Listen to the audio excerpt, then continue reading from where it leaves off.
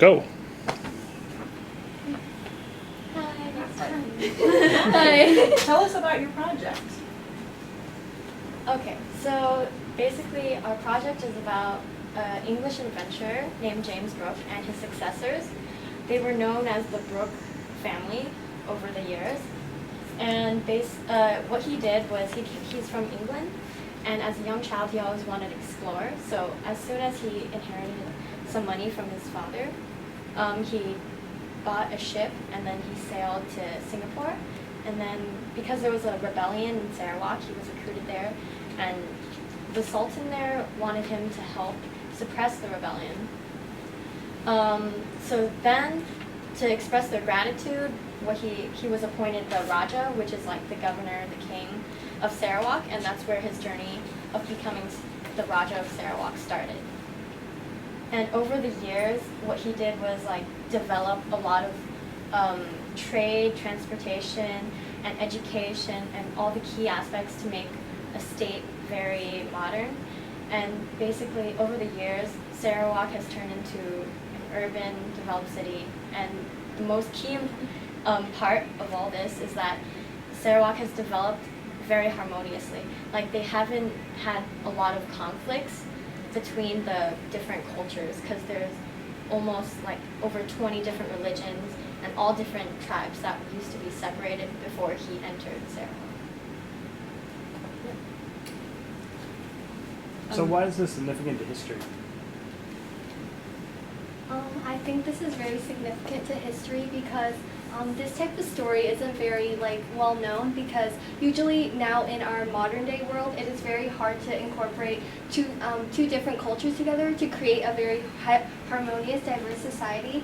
But James Brooke, in this case, it was his individual initiative to go to Sarawak, and so he basically used his own ideas of how to incorporate Western ideas with the Sarawakian ideas and put them together. So that's how they created Sarawak, to make it a lot more modern, and they also implemented lots of different types of government ruling. That was something that wasn't very prominent at that time. We also feel that it's really significant because his process of making Sarawak such a harmonious, diverse state and have it be really successful throughout decades and decades can be applied to modern day countries and any type of group, because right now our society struggles a lot when there's clashing ideas or religions, and overall just when they have clashing ideas, they struggle to live peacefully among each other, which is a big problem. And he found a way to make it work in Sarawak. How did you come by this story? It seems like it's a very unique story. How did you find it? What attracted you to it? One of our teachers, Mr. Dirksen, he introduced this topic, and we weren't here, but everyone here. Oh yeah, our group is sort of a complex story, but Yes. Evelyn and two other people first started as the group, and then they left, and we joined NHD and for the first time in November or December. yeah. So you joined a project that was already in process. Yeah, that already had a topic. Yeah, and basically the process we went through to choose this topic is we were thinking about very common topics like the Silk Road trade route, or because we're in Singapore, so Stanford Raffles. But then we decided it's a little bit too common, and it came up a lot through our other people's brainstorming process too. So when we saw this topic, we thought it was a good opportunity to explore, and it was good. It had enough challenging research for us that it inspired us to do more and do a really good project. Talk about that challenging research a little bit. I would imagine with Raja Brooke that there are a variety of scholarly opinions about him. How did you sort through a variety of sources and come to your thesis? Okay. Well, it was extremely hard because we did talk to like some professors and the descendant of the Brooke family, Jason Brooke, and there were many different opinions of like maybe how the Brooke family was sometimes not a positive impact on Sarawak, but overall the theme that came like the most frequently throughout all like our research and like our microfilms throughout his letters and things like that, we thought that most of it contributed positively to Sarawak, and most of his like even from early on, the first Raja, which is James Brooke, he had the idea of making Sarawak a really modern state. So that's why we wanted to like focus on his like goals from the start, and then focus in on how he made it his dream come true. Did you ever like doubt the research? A white man shows up in a foreign land and creates peace. It doesn't usually sound like the history that I've learned in school. How did you find other sources that would either be counter or biased? Did you encounter that? I mean, most of our like main sources, they came from like National Archives, and we also spent some time in the National Library, so those are pretty reliable, and so that's why, even though in the beginning when we did a bunch of website research, we were there a lot of different stories came up, different versions of the stories, but when we came to like primary sources, yeah, it helped us really like get to know this. What do you think the best primary source was that you found? Probably our interview with Jason Brooke, which is the descendant of the Brooke family. He introduced a lot of ideas that we didn't, like, even through primary source researching, we didn't find. For example, like, parentalism, which is like a sort of like a way of like categorizing the Brooke family's type of ruling. They weren't like they were strict with their laws and education and things like that, but they found a way to balance it out and incorporate like the best aspects of Western culture and the best aspects from Eastern culture, allowing exchanges between all the different cultures. And he came in, even as like a white person, he didn't know a lot about Sarawak, but he came in with an open mind, and he was willing to like understand the native tribes. And he spent many years, his successors did too, they all spent many years like interacting with the locals to a point that they almost became local themselves. They like spoke the native tongue, and they dressed like them, they ate like them. So by the end, it was sort of like they weren't really white anymore. Like they had the same understanding, and they really took into account of like what was important and the needs of the native people. Just out of curiosity, how did you find him to conduct the interview? We found his Facebook, and then we had the same teacher that introduced the topic, Mr. Dirksen, contact him via Facebook, and then we started emailing and Skype. What is the progression for Sarawak now? Like, how did it go from White Rajas to the current situation in Sarawak? Like, what?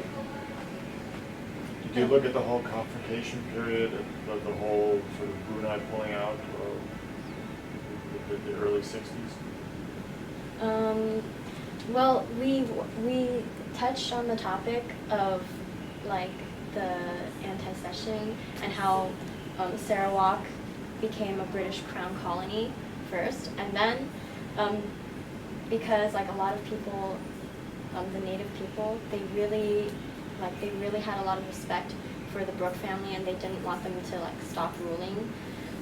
There were a lot of protests that happened, and there was like a lot of controversy, and one of the White Rajas was even like put in exile from Sarawak.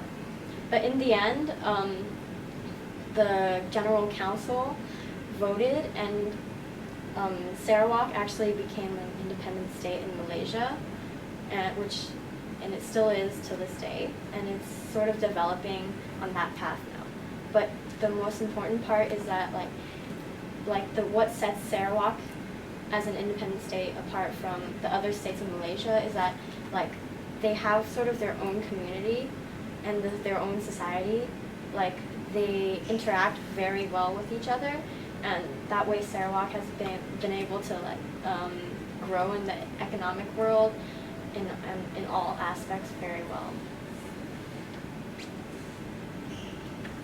Tell us about your display, how you came up with the design and For this display, we decided to incorporate the Western and Southeast Asian. For example, here this is Fort Margarita, which is a fort built by Charles Brooke, and we feel like this can represent the accomplishments and successes that they brought and exchanged in Sarawak, because this fort is actually by the Sarawakan River, and it was used to watch out for pirate attacks, which is something that James Brooke tried to fight against. We also have above here, you can see some artifacts. That's 2 masks and a shield. So we wanted to make sure that we incorporate, we